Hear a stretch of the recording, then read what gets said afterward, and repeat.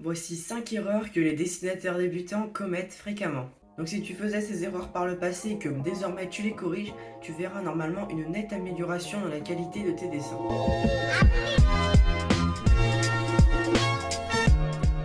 Quand tu dessines lentement, tu t'assures de réussir ton dessin. Un dessin que tu as fait lentement en prenant ton temps sera toujours meilleur qu'un dessin vite fait. Pour t'en rendre compte, essaie de dessiner un cercle rapidement et après de dessiner un cercle en prenant ton temps.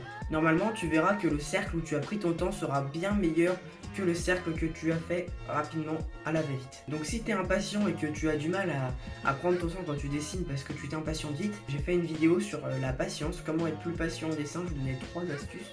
Donc je te la mets juste ici, si tu veux aller la voir. Faire des traits de construction, c'est vraiment important pour avoir un visage bien proportionné. La plupart des débutants commencent par les yeux dès qu'ils veulent dessiner un personnage.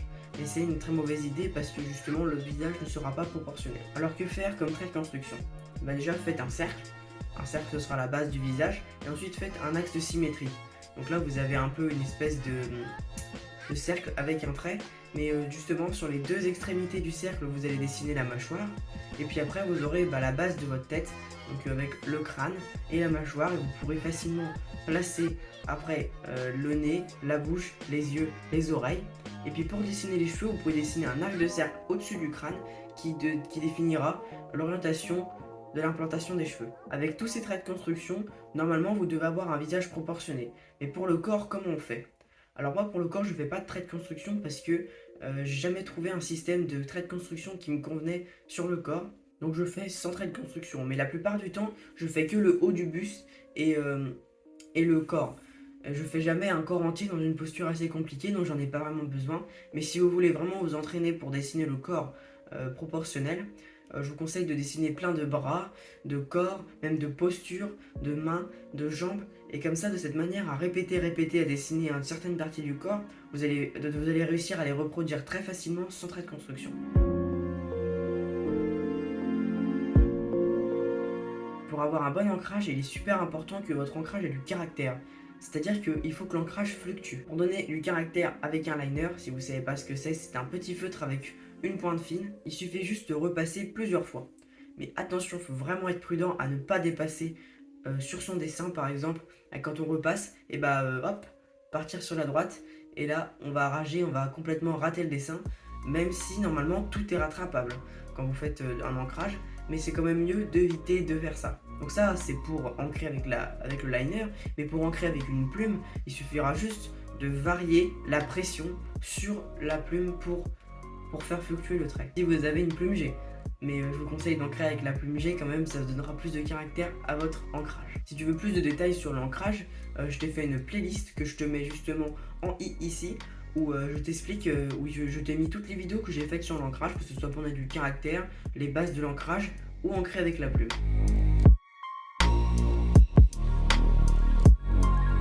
On va parler de colo seulement avec des feutres à alcool. Alors je sais pas si vous avez remarqué, mais la couleur des bouchons est très différente de la couleur qu'il y a sur la feuille.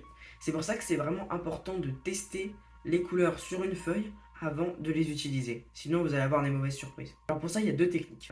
La première technique, c'est de prendre tout son pack de feutres et de les tester un par un en notant la référence en dessous. Et la deuxième technique, c'est de ne pas faire tout d'un coup, mais de tester au fur et à mesure qu'on dessine. Alors moi ma préférée c'est la deuxième, parce que la première c'est vraiment long de faire tout d'un coup. C'est à vous de voir, c'est à vous de tester laquelle qui vous plaît le plus.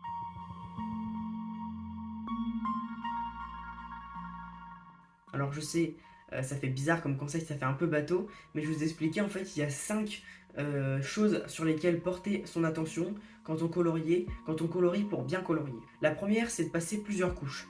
Ça c'est vraiment important parce que si vous allez passer qu'une seule couche, vous aurez des traces de feutre à alcool et en plus on va voir la feuille à travers. Alors que quand vous allez passer plusieurs couches de feutre à alcool, vous allez avoir une couche beaucoup plus opaque et on va plus voir la feuille à travers. La deuxième chose c'est de colorier lentement.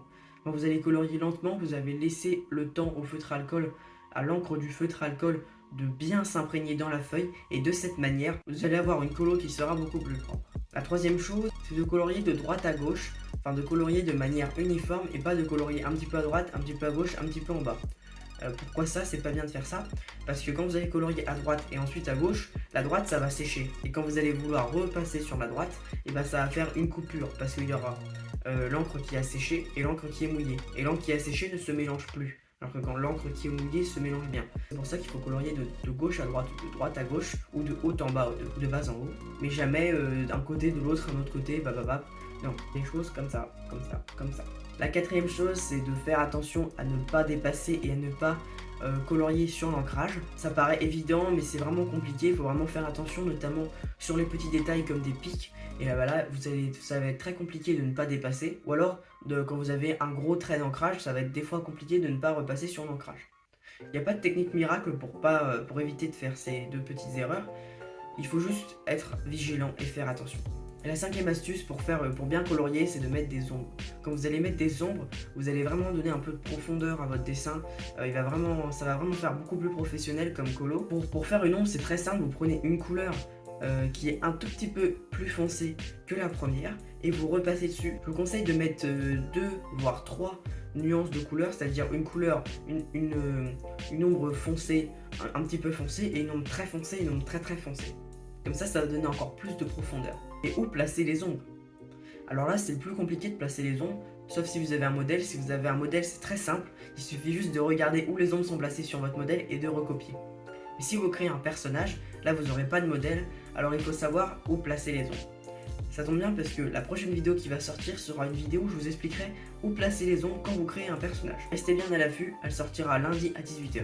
Et dis-moi en commentaire quelle est l'erreur que tu faisais le plus et que tu vas vraiment essayer de t'améliorer. Si tu as aimé la vidéo, n'hésite pas à mettre un petit pouce bleu, comme ça aide à référencer la vidéo pour qu'elle soit vue pour plus de monde. Si tu veux encore voir des vidéos, il y aura des vidéos sur l'écran de fin dans un instant. Allez, ciao!